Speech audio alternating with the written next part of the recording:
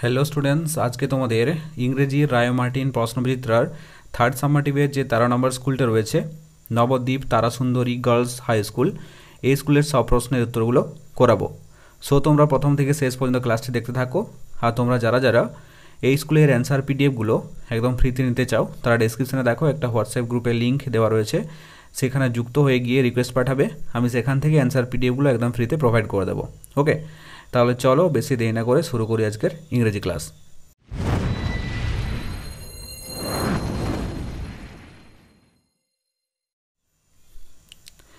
দেখো তোমাদের সিনে কি বলেছে, read the given passage and answer the following questions. অনুচ্ছেদটি ভালো করে পড়ো এবং নিচে দেওয়া প্রশ্নগুলির উত্তর করো। তাহলে দেখো, পিলা ভুল্লা কান্দি থেকে পারাম্বিল উষা জেনারেলি নোন অ্যাজ পিটি উষা। পিলা ভুল্লা কান্দি থেকে পারাম্বিল উষা সাধারণত পিটি উষা নামে পরিচিত। Is indeed the most famous and successful female athlete from India. ইনি হলেন ভারতের একজন ফেমাস অর্থাৎ বিখ্যাত এবং সফল মহিলা ক্রীড়াবিদ। Her extraordinary performance at the ট্র্যাকে তার অসাধারণ পারফরম্যান্স আর্নড উষা অর্জন করেছে টাইটেলস শিরোনাম লাইক যেমন the queen of Indian running track and Payyoli express. P.T. Usha was born on 27th June 1964 at Payoli, a village in the Payoli district of Kerala. P.T. Usha জন্মগ্রহণ করেছিলেন 1964 সালে 27 June কেরালার পায়োলি জেলার পায়োলি গ্রামে। Though Usha was affected by ill health in her early childhood. যদিও উষা তার শৈশবকালে অসুস্থতায় ভুগেছিলেন। Her promise in sports, খেলাধুলায় তার প্রতিশ্রুতি কুড বি ক্লিয়ারলি নোটিসড, স্পষ্টভাবে লক্ষ্য করা যেত।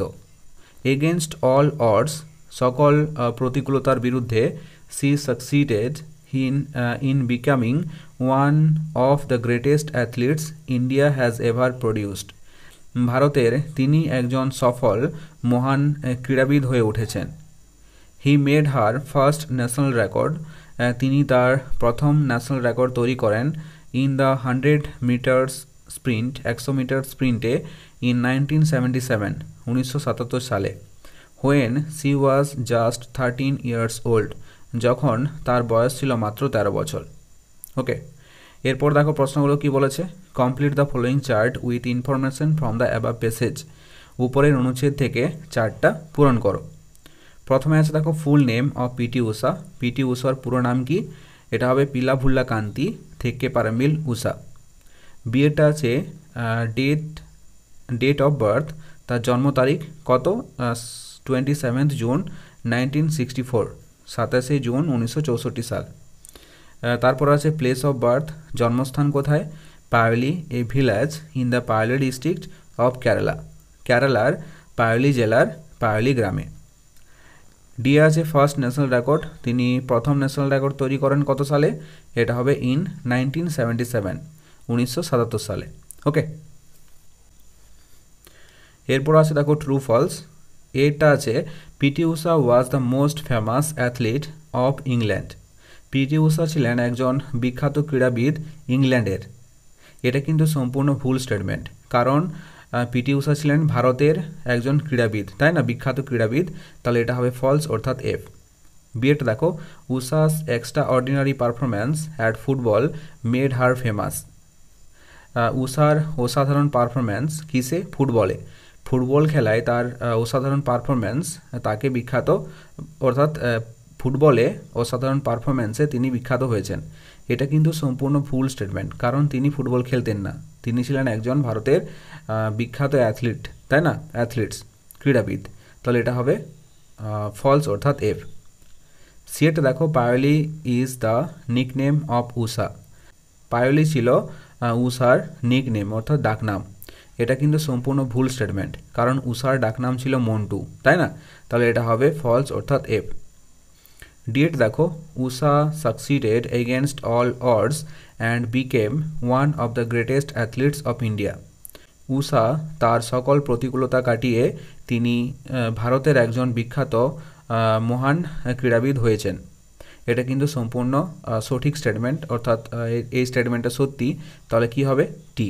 ওকে, এরপর সি আছে অ্যান্সার দ্য ফলোয়িং কোশ্চেন্স, নিচের প্রশ্নগুলির উত্তর দাও। এর দাগের প্রশ্নটা দেখো, who was the queen of Indian running track? Queen of Indian running track কে ছিলেন, বা queen of Indian running track কাকে বলা হয়? তাহলে এর উত্তরটা দেখো, PT Usha was the queen of Indian running track. PT Usha ছিলেন queen of Indian running track. Okay, বিয়েটা দেখো, why was Usha called the Payyoli express? উষাকে কেন পার্লি এক্সপ্রেস নামে ডাকা হতো? তাহলে এটা হবে দেখো, Usha was called Payyoli express because she succeeded in becoming one of the greatest athletes India has ever produced. উষাকে পার্লি এক্সপ্রেস নামে ডাকা হয় কারণ কি? তিনি ছিলেন একজন তিনি ভারতের একজন বিখ্যাত মহান ক্রীড়াবিদ হয়ে উঠেছিলেন, তার জন্য তাকে পার্লি এক্সপ্রেস নামে ডাকা হতো। ওকে, এরপর সিয়েটা দেখো, when was Usha affected by ill health? কখন উষা অসুস্থতায় ভুগেছিলেন? তাহলে উত্তর দেখো, Usha was affected by ill health in her early childhood. তিনি যখন শৈশব ছিলেন, অর্থাৎ তিনি যখন ছোট ছিলেন, তখন সে অসুস্থতায় ভুগেছিলেন। ওকে, এরপর ডিএটা দেখো, how old was Usha when she made her first national record? যখন উষা তার প্রথম ন্যাশনাল রেকর্ড তৈরি করে তখন তার বয়স কত ছিল? তাহলে এটা হবে দেখো, when Usha made her first national record C was just 13 years old. যখন উষা তার প্রথম ন্যাশনাল রেকর্ড তৈরি করে তখন তার বয়স ছিল মাত্র 13 বছর। বোঝা গেল? এরপর ডিএটা দেখো, write the synonyms of the following words from the above passage. নিচের যে ওয়ার্ডগুলো দেওয়া আছে এগুলির সিনোনিমস অর্থাৎ সমার্থক শব্দ লিখতে হবে প্যাসেজ থেকে খুঁজে নিয়ে। ওকে, তাহলে এটা আছে এ শর্ট ফাস্ট রেস, একটা ছোট দ্রুতগতির প্রতিযোগিতা, যেটা আমরা 100 মিটার দৌড় বলে থাকি। ওকে, তাহলে এটাকে কি বলে? স্প্রিন্ট। বিয়েটা আছে রিনাউন্ড, মানে হচ্ছে অতি পরিচিত, তাহলে এটা হবে ফেমাস। ফেমাস মানে পরিচিত, ওকে, বা বিখ্যাত। এরপর দেখো আনসিনে কি বলেছে, read the passage carefully and answer the following questions. অনুচ্ছেদটি ভালো করে পড়ো এবং নিচে দেওয়া প্রশ্নগুলির উত্তর করো। One has to walk alone in the path of struggle. একজন মানুষকে সংগ্রামের পথে একাই হাঁটতে হয় বা একাই চলতে হয়। No external power helps you. কোনো বাহ্যিক শক্তি তোমাকে সাহায্য করবে না। হিউম্যান কোয়ালিটিস, মানুষের গুণাবলী লাইক যেমন হার্ডওয়ার্ক কঠোর পরিশ্রম, স্ট্রং উইল পাওয়ার দৃঢ় ইচ্ছাশক্তি, অ্যান্ড পারসেভারেন্স অর্থাৎ অধ্যাবসায়, give the way for a person of to struggle. একজন মানুষকে সংগ্রাম করতে এবং অ্যাচিভ সাকসেস ইন লাইফ, জীবনে সফল হতে সাহায্য করে। কোনগুলো? এই যে হিউম্যান কোয়ালিটিস অর্থাৎ মানুষের যে গুণাবলী রয়েছে, হার্ডওয়ার্ক কঠোর পরিশ্রম, স্ট্রং উইল পাওয়ার দৃঢ় ইচ্ছাশক্তি, আর অধ্যাবসায়। ওকে, এরপর আছে দেখো, two important facts are worth remembering. দুটি গুরুত্বপূর্ণ বিষয় মনে রাখার মতো কি কি? Each problem brings conflict with itself. প্রতিটি সমস্যার মধ্যে দ্বন্দ্ব লুকিয়ে থাকে। And victory lies in the womb of every struggle. প্রত্যেক সংগ্রামের ওম্ব মানে হচ্ছে গর্ভে বিজয় নিহিত থাকে। ওকে, এখানে দেখো ভিক্টরি মানে হচ্ছে বিজয় বা জিতে যাওয়া। তারপর আছে দেখো, a teacher gives this message to his drop out students. একজন শিক্ষক তার স্কুল ছুট ছাত্রদের জন্য একটা মেসেজ দিয়েছেন বা বার্তা দেন। সেটা কি? You have to practise to struggle with problems to be successful in life. তোমাদের জীবনের সমস্যার সঙ্গে লড়াই করার অনুশীলন করতে হবে। ওকে, প্র্যাকটিস অফ স্ট্রাগল অর্থাৎ সংগ্রাম করতে অনুশীলন করতে হবে to be successful in life, তবেই জীবনে সফল হবে। Whatever work we do, আমরা যা কাজেই করি না কেন, take a pledge to reach the highest peak, সর্বোচ্চ শিখরে পৌঁছানোর জন্য একটি অঙ্গীকার করতে হবে। Success will never disappoint us, সাফল্য কখনো আমাদের নিরাশ করবে না। The conclusion of all the texts and experiences of great men is that to be afraid of conflict is averse to human religion। কি বলছে? মহান মানুষদের সমস্ত গ্রন্থ ও এক্সপিরিয়েন্সেস অর্থাৎ অভিজ্ঞতার উপসংহার হলো, এখানে দেখো কনক্লুশন মানে হচ্ছে উপসংহার হলো কি, সংঘর্ষকে ভয় পাওয়া মানুষের ধর্মবিরোধী। ওকে, ওয়ান মাস্ট ওয়েক আপ, আমাদের জাগ্রত হতে হবে। জীবনে সফল হতে গেলে সবাইকে জাগ্রত হতে হবে, স্ট্রাগল করতে হবে, সংগ্রাম করতে হবে, তাই না? তাহলে এটা ছিল তোমাদের আনসিন। এরপর দেখো প্রশ্নগুলো কি বলেছে। Choose the correct answer from the given alternatives, সঠিক বিকল্পটি নির্বাচন করো। এটা আছে দেখো, victory lies in the womb of every, বিজয় নিহিত থাকে কোথায়? এভরি স্ট্রাগল, অর্থাৎ প্রতিটি সংগ্রামের মধ্যে বিজয় নিহিত থাকে, সংগ্রামের গর্ভে বিজয় নিহিত থাকে। বিয়েটা দেখো, we will not be disappointed by, আমরা নিরাশ হব না। কিসের দ্বারা নিরাশ হব না? সাকসেস, সাফল্য দ্বারা আমরা কখনো নিরাশ হব না।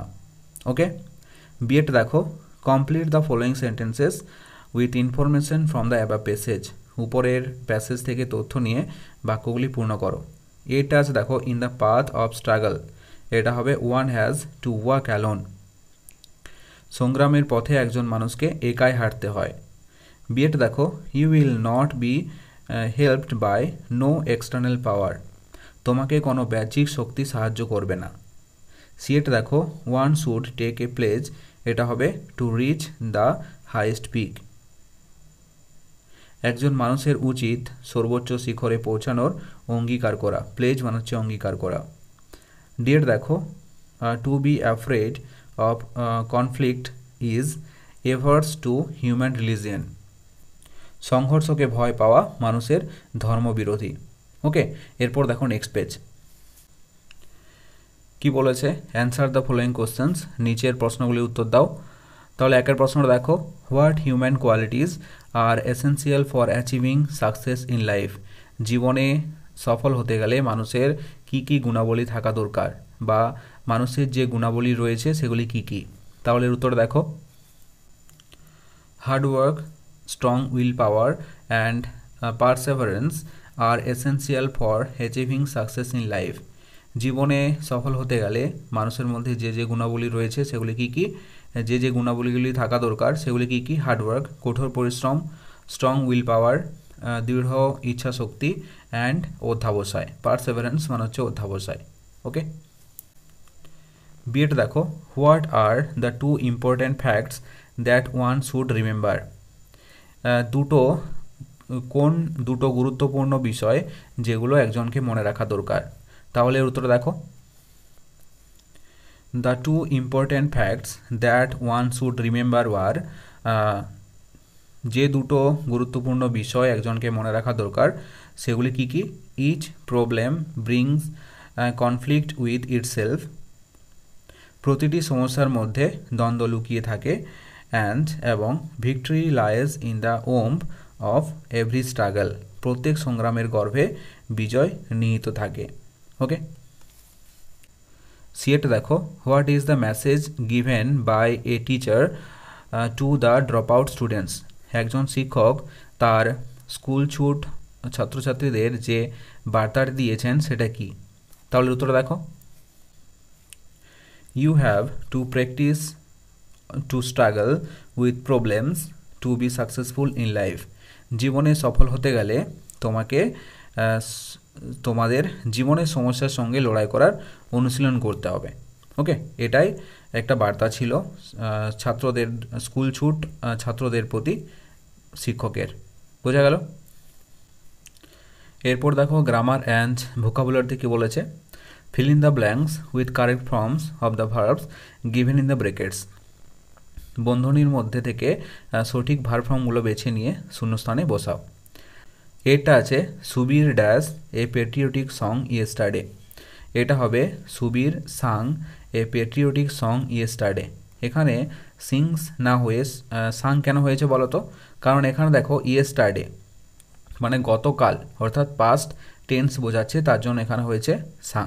ওকে, বিয়েরটা আছে দেখো farmers dash crops in the fields. এটা দেখো কি হয়েছে, গ্রো। এখানে গ্রিউ না হয়ে গ্রো হয়েছে, কারণ কি এটা চিরন্তন সত্য। ওকে, না ফিউচার টেন্স না পাস্ট টেন্স বোঝাচ্ছে, তাই না? তাহলে এটা হবে চিরন্তন সত্য, তার জন্য এখানে হয়েছে farmers grow crops in the field. কৃষকরা বা চাষিরা মাঠে ফসল ফলায়, তাই না? চারটা দেখো fill in the blanks with proper words from the help box. এখানে দেখো হেল্প বক্সে কিছু ওয়ার্ড দেওয়া আছে, সেই ওয়ার্ডগুলো সঠিক ওয়ার্ডগুলো বেছে নিয়ে শূন্যস্থানে বসাতে হবে। এটা আছে দেখো keep away from the dash animals. এটা হবে keep away from the ফেরোসিয়াস animals. ফেরোসিয়াস মানে হচ্ছে ভয়ঙ্কর, মানে ভয়ঙ্কর প্রাণীদের থেকে দূরে থাকবে সবসময়। বিয়েটা দেখো there are many dash buildings in our town. এটা হবে there are many historical buildings in our town. আমাদের শহরে অনেক ঐতিহাসিক অট্টালিকা রয়েছে। ওকে, এরপর পাঁচেরটা বলেছে fill in the blanks with a an or the. A an or the দিয়ে শূন্যস্থানগুলো বসাতে হবে। এটা আছে dash Ganga is a holy river. এইটা তোমরা অনেকবার করেছো, প্রত্যেকটা প্যাসেজেই প্রায় দেওয়া ছিল, তাই না? তাহলে এটা হবে the Ganga is a holy river. বিয়েটা আছে Mister Sen is dash honest man. এটা হবে অ্যান অনেস্ট ম্যান। এটাও করেছো, কারণ এখানে দেখো ভাওয়েল প্রোনাউন্সিয়েশন দিয়ে শুরু হচ্ছে, তাই না? তাহলে এটা হবে অ্যান। সিটা আছে গ্র্যান্ডফাদার গেভ মি। এটা হবে এ ডল, কারণ এটা কনসোনেন্ট আছে, কনসোনেন্টের আগে সবসময় কী বসে, এ বসে। ওকে, ছয়টা দেখো fill in the blanks with appropriate prepositions. শূন্যস্থানগুলিতে অ্যাপ্রোপ্রিয়েট প্রিপোজিশনস বসাও। Swami Vivekananda was born. এটা হবে ইন 1863। হি বিলংড, এখানে হবে টু এ রিচ ফ্যামিলি। ওকে, সাথে দেখো fill in the blanks with present continuous tense of the verbs given in the brackets. দেখো এগুলো আমি খাতায় ভালো করে দিয়েছি, দেখে নাও। প্রেজেন্ট কন্টিনিউয়াস টেন্সে করতে বলেছে। প্রথমে প্রশ্নটা আছে দেখো আলী অ্যান্ড সুদীপ ভার্ব কী আছে, ওয়ার্ক লেট টুডে। এখানে দেখো প্রেজেন্ট কন্টিনিউয়াস টেন্সে করার জন্য যে নিয়মটা তোমাদেরকে বলেছি আগের ক্লাসগুলোতে, আশা করি তোমাদের মনে আছে। প্রথমে সাবজেক্ট, তারপর অ্যামিজার, তারপর ভার্বের সঙ্গে আইএনজি যোগ এবং শেষে থাকবে অবজেক্ট। ওকে, তাহলে এখানে হয়েছে আলী অ্যান্ড সুদীপ। এখানে দেখো দুজন রয়েছে, প্লুরাল ফর্ম হয়েছে, এখানে প্লুরাল নাম্বার বোঝাচ্ছে, তার জন্য এখানে হচ্ছে আর। ওকে, এখানে যদি সিঙ্গুলার থাকতো তাহলে ইজ হতো। আর ওয়ার্কিং, ভার্ব কী আছে ওয়ার্ক, তার সঙ্গে আইএনজি যোগ, তাহলে হয়েছে ওয়ার্কিং লেট টুডে। বিয়েটা দেখো মিতা, এখানে মিতা একটা সিঙ্গুলার, তার জন্য ইজ হয়েছে। ভার্ব কী আছে লিসেন, এটা হবে লিসেনিং আইএনজি যোগ টু মিউজিক। বোঝা গেল? তাহলে উত্তর দেখো Mita is listening to music. Okay, এরপর আরেকটা বলেছে replace the underlined words with their opposites from the help box. এখানে দেখো সেন্টেন্সগুলোতে কতগুলো ওয়ার্ড নিচে দাগ দেওয়া আছে, কতগুলো শব্দের নিচে দাগ দেওয়া আছে, এগুলির অপোজিট ওয়ার্ড বসিয়ে লিখতে হবে। ওকে, অপোজিট ওয়ার্ড অর্থাৎ বিপরীত শব্দ বসিয়ে লিখতে হবে, হেল্প বক্সে দেওয়া আছে উত্তরগুলো। এখানে দেখো এটা কি আছে, I am carrying a light load. আমি একটা হালকা বোঝা বইছি, বহন করছি। তাহলে এখানে দেখো লাইট, লাইটের অপোজিট ওয়ার্ড কি হবে, হ্যাভি। তাহলে এটা হবে আই অ্যাম ক্যারিং এ, লাইটের জায়গায় হবে হ্যাভি লোড। বিয়েটা আছে the boy has curly hair. ছেলেটির কোকড়ানো চুল রয়েছে।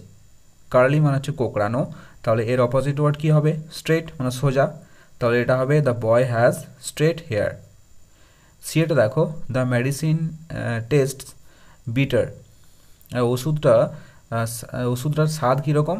তেতো। বিটার, এখানে দেখো ওয়ার্ড কী আছে? বিটার। তাহলে বিটারের অপোজিট ওয়ার্ড কী হবে? সুইট। তাহলে এটা হবে দ্য মেডিসিন টেস্ট সুইট। ওকে, এরপরে আছে দেখো writing skill.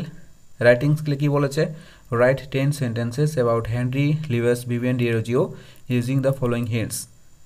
Henry Luis Vivian Derozio সম্পর্কে 10টি বাক্য লিখো নিচের যে হিন্টসগুলো দেওয়া আছে এগুলি ব্যবহার করে। ওকে, তাহলে দেখো রাইটিং স্কিলে যেটা দেওয়া আছে আমি লিখে দিয়েছি, তোমরা দেখে নাও।